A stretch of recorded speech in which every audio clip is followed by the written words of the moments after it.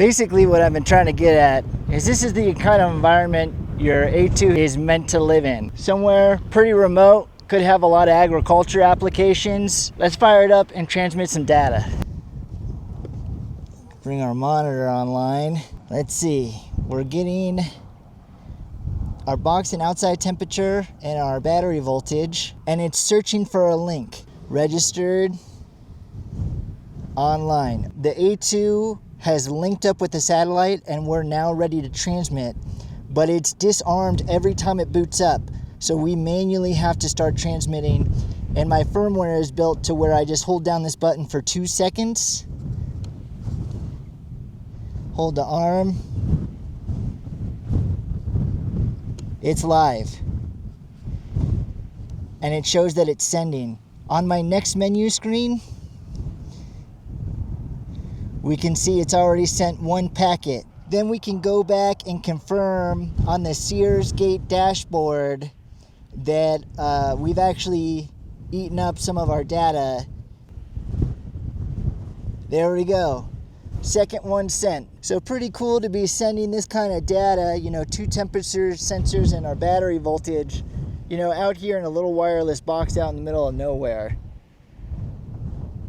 Now that we've seen what the Hestia A2 can do and kind of what it's for, let's just go over a couple different things really quick, and then we're gonna do a deep dive on my build, on the hardware that I selected, how I wired it up, and then all the documentation for my build I'll provide in my own GitHub. Something to keep in mind is all the documentation that I built for this project demo is just for educational purposes only.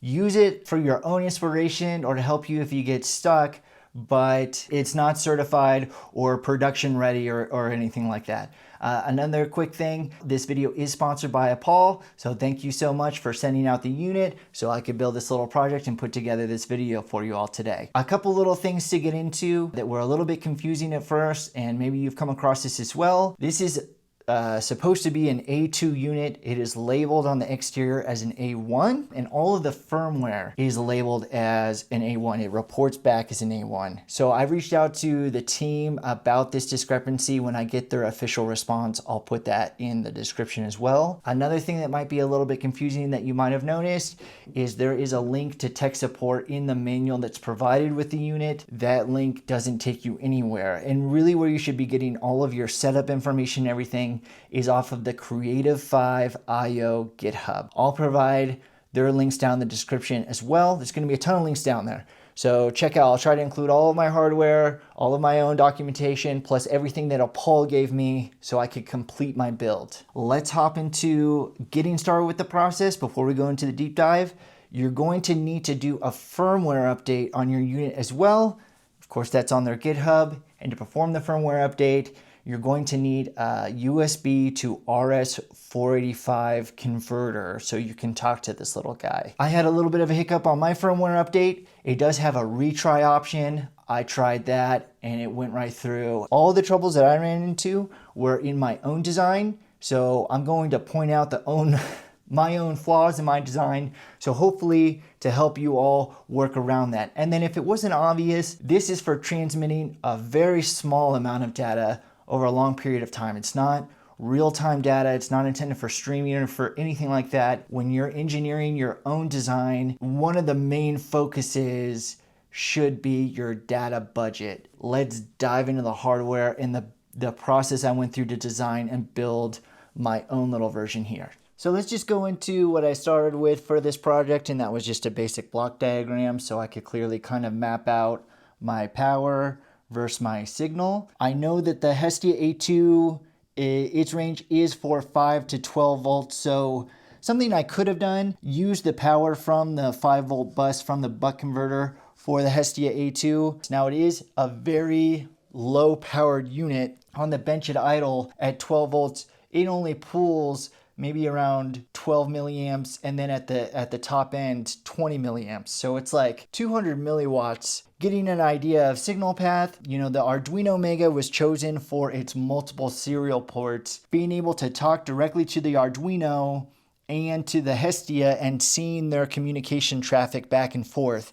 And in fact, that was a critical piece of test firmware that the team put together to look at that back and forth communication for firmware debugging. And a part of our signal path chain is going to be the Max 485 transceiver module that I picked out. And I'll even bring up my scope readings of how the communication signal looked. It should have bias resistors and everything that you need in there already. It's just Hestia to the Max 485 to the Arduino. What we did here on the Max 485 is we went with a half duplex communications. So half duplex means talk and receive. It's not transmit and receive at the same time. We did splice together pins 2 and 3 for that half duplex. For a user interface, that was something too early on that I didn't consider, was I need a good way for me to know, like when I'm out in the field troubleshooting, if I don't have a laptop, I'd highly recommend having some kind of input. I was able to do everything with just one little push button for arming it and for navigating the interface. So that was really critical. You know, in my example, obviously I just used these temperature sensors and a voltage divider. Ideally, I think you'll be down to like one data PID that you're trying to transmit. And then lastly, we can just go over my wiring diagram and the way that I had it set up. Kind of like with the block diagram, it was able to give me a lot of mental clarity for when it actually came time to build it. I had a really thorough understanding of my own design. Now let's look at the physical hardware.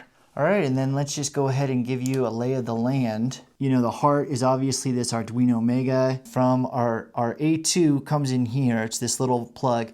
This was one part of the design that I was really thankful for. Keeping a plugged connection was really helpful. I built 2 little test harnesses as a part of the process that I wish I would have done in the beginning of the build. The main thing to look out for is the Hestia comes in here. My A and B comm lines terminate directly onto this 485 translator board. It's just my transmit, my receive, and then my splice together DERE. DERE pin is what signals to tell the board when to listen and when not to listen. And a big issue that I ran into in my own design, the Arduino was talking to the Hestia, but it was still listening as it was talking. And so it was taking that information and trying to read it. And it wasn't sure what it was because I didn't have that set up correctly. For me, unlocking the diagnosis for that was realizing that there was, on the receive from the Hestia A2, there was 17 bytes of unreadable data. And it just so happened to be 17 bytes of transmit data that the Arduino sent. And so we were able to discern that it was reading its own echo, and that was causing a lot of confusion for everyone. So that was my own firmware flaw that ended up biting me. The saving grace in all of this, though, was having efficient test setups, having good test firmware and good test harnesses so that when I was trying to sort out a problem, it was pretty easy. Yeah, and then let's take you through just the screen really quick. You can see we've got our battery voltage, and then I just have this little toggle switch off here to the side, letting me cycle through. This little bottom troubleshooting guide on my interface did save my butt. Having it disarmed on startup was also another good thing. Pretty cool project. Go check out all the links down in the description. Please go check out the Amazon link for the Hestia A2. It's a really cool unit. I think there's so many different applications that you could use for it. It is going to be a little bit of a process, you know, it's not just an out of the box kind of thing. But if you have experience working with this stuff, it should be very straightforward, and the hardware itself was bulletproof and was correct and operated as intended the entire time. So anyways, thanks for watching.